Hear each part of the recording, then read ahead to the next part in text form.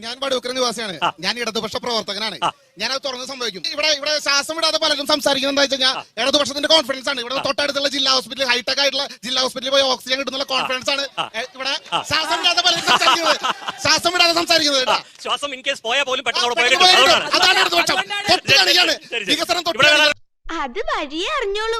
ബഹുമാനപ്പെട്ട ഇടതുപക്ഷത്തിന്റെ പ്രിയങ്കരനായ സുഹൃത്ത് പറഞ്ഞു, എന്റെ ശ്വാസം പോയാൽ ജില്ലാ ആശുപത്രി ഉണ്ട്, അതുകൊണ്ടാണ് എന്റെ കോൺഫിഡൻസ് എന്ന്. സാർ ശരിയാണ് സാർ. 33 ലക്ഷം രൂപ ഇൻസ്റ്റലേഷൻ, കൃത്യമായിട്ട് ഇൻഫ്രാസ്ട്രക്ചറും അതുപോലെ തന്നെ ഇൻസ്റ്റലേഷനും വേണ്ടിയിട്ട് 33 ലക്ഷം രൂപ ജനറൽ ആശുപത്രിക്ക് സുരേഷ് ഗോപി അനുവദിച്ചിട്ടുണ്ട് സാർ. അപ്പൊ ആ കോൺഫിഡൻസ് ഒരു പാവപ്പെട്ട വേലായുധേട്ടൻ വന്നു ഒരു വീടിന്റെ അപേക്ഷ സുരേഷ് ഗോപി എന്ന് പറയുന്ന കേന്ദ്രമന്ത്രിക്കോ കൊടുത്തപ്പോ ആ വേലായുധേട്ടനോട് അപേക്ഷ വാങ്ങാനുള്ള സന്മനസ് പോലും കാണിക്കാത്ത കേന്ദ്രമന്ത്രി എന്ത് കോപ്പാണ് ഇനി കേരളത്തിൽ കാണിക്കാൻ പോകുന്നത്? ലാലൂരിൽ അംഗം അദ്ദേഹം പറഞ്ഞു, സുരേഷ് ഗോപി എന്ത് കോപ്പാണ് ചെയ്തതെന്ന് ചോദിച്ചു. സാർ അങ്ങ് പറഞ്ഞ ഭാഷ ശരിയല്ല എന്നുള്ളത് അങ്ങോട്ട് തന്നെ പറയട്ടെ.